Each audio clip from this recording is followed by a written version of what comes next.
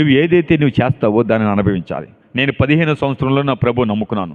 2002 సంవత్సరము జనవరి 2వ తారీఖున నేను సొంత రక్షకుడిగా అంగీకరించి బాప్తిస్మం తీసుకున్నాను. అప్పుడు నాకు నాకు వచ్చిన దేవుడిచ్చిన తలంపు, చేతనైతే మేలు చేయి, ఎవరికి కీడు చేయకు. అది నా యొక్క నినాదం. ఏంటమ్మా నేను ఏం చెప్పాను చెప్పండి? చేతనైతే వినపడుతుందమ్మా, ఎవరికి కీడు చేయకూడదు. నా అకౌంట్ ఫేస్బుక్ కానీ, ఇన్స్టాగ్రామ్ కానీ, ట్విట్టర్ కానీ, యూట్యూబ్ కానీ, తర్వాత వాట్సాప్, ఈ 5 అకౌంట్ల కింద నా నెంబర్ కింద ఉంటుంది. ఏముంటుందంటే, చేతనైతే మేలు చేయి, ఎవరికి కీడు చేయకు. నా ఉద్దేశం ఏంటంటే, మనం ఎప్పుడైతే అలా జీవిస్తామో, మనం ఎవరికైనా మేలు చేసినప్పుడు ఆ మేలే మనకు అక్కడికి వస్తుంది. మనం మంచి చేసినప్పుడు మనం మంచే కలుగుతుంది.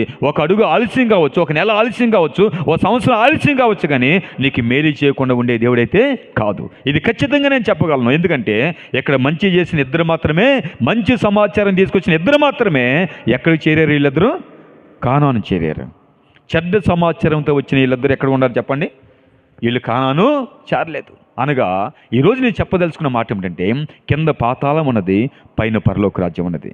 పరలోకానికి వెళ్ళాలన్నా, పాతాళానికి వెళ్ళాలన్నా అది మన చేతుల మీదే ఆధారపడి ఉన్నది. మంచి తీర్మానం చేయాలి.